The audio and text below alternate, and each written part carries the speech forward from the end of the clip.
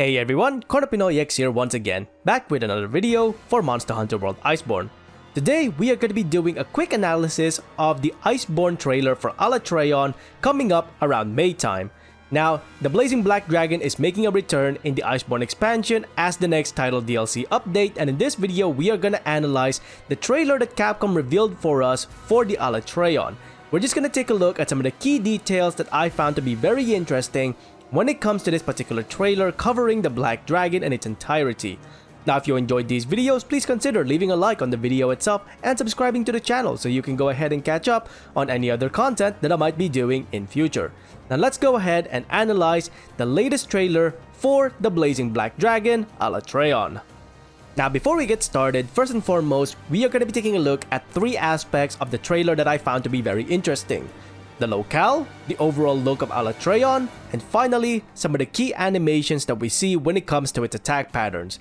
These are going to be the three main subjects that we are going to be looking into when it comes to analyzing the trailer. With all of that being said, let's get started.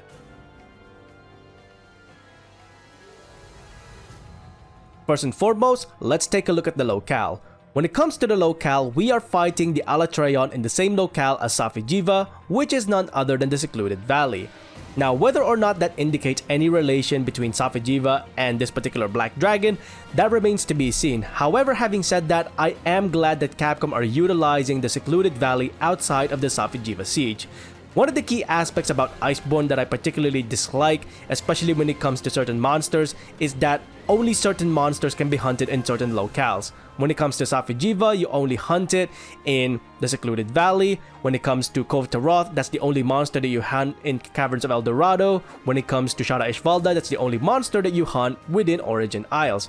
To be able to hunt other monsters in these locales is definitely refreshing.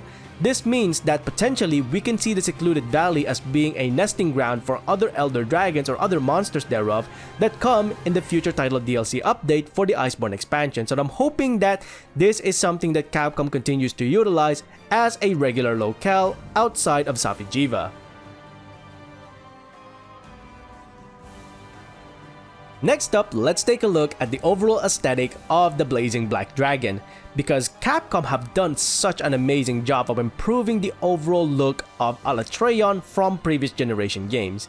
In Monster Hunter World Iceborne, it genuinely looks like a creature that we can see in real life. And not only that, the amount of detail that they went through each and every single important body part of Alatreon really shows how dedicated they were into bringing this particular monster into the Iceborne expansion.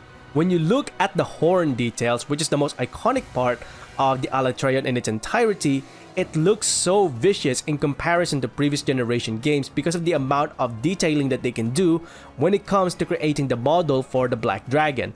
Overall, the aesthetics of the Alatreon has been vastly improved upon from previous generation games. I think the best part for me outside of the horn that I really enjoyed when it comes to the trailer showing Alatreon's overall aesthetic is the glow on its body. When it changes element, the Alatreon's overall body coloration starts to glow depending on the element that it's transitioning to. So you see in the trailer that one moment it's using ice capabilities, which was indicated by the bright blue coloration glow on its body, and then it switches into fire element, which is indicated by the orangey red glow on its body. So overall, that you can see that Capcom really is showing how unstable this monster is in terms of its overall elemental capabilities by indicating the elemental capability that it has at the time using the glows. I really love that. Hopefully that is something that we can see in future monsters as well if they do have the ability to switch between different elements.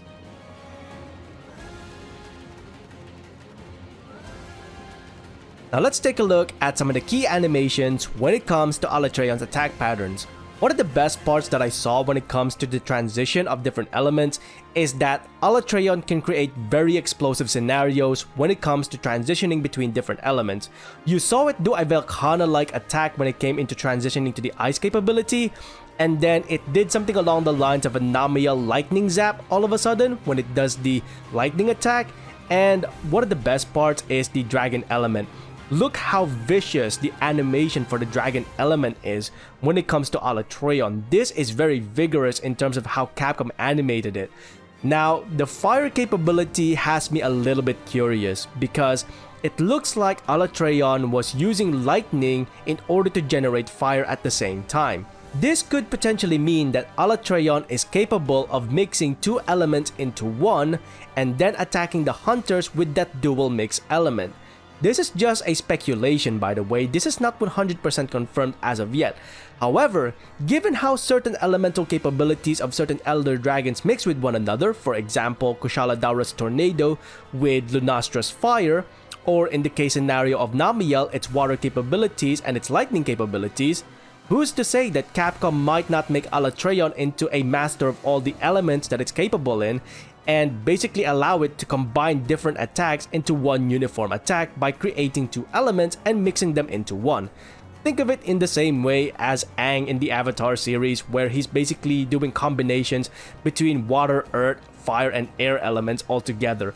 This is what Alatreon is pretty much all about. This is the Avatar of the Monster Hunter series. So, combination attacks is definitely something that I would like to see when it comes to Alatreon in the Iceborne expansion.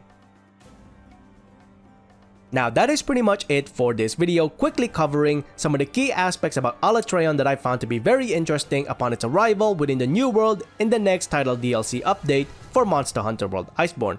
Is there anything in the trailer at all that you found to be very interesting that I haven't covered as of yet within this particular video? And what do you think about Alatreon's arrival in the new world in its entirety when it comes to the next title DLC update?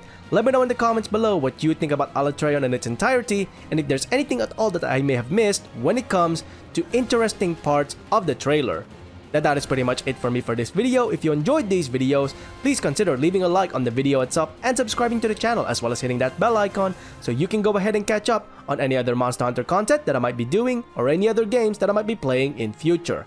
Until then, I hope you enjoyed this video. Thanks very much for watching, and I'll see you next time. Onward and upward.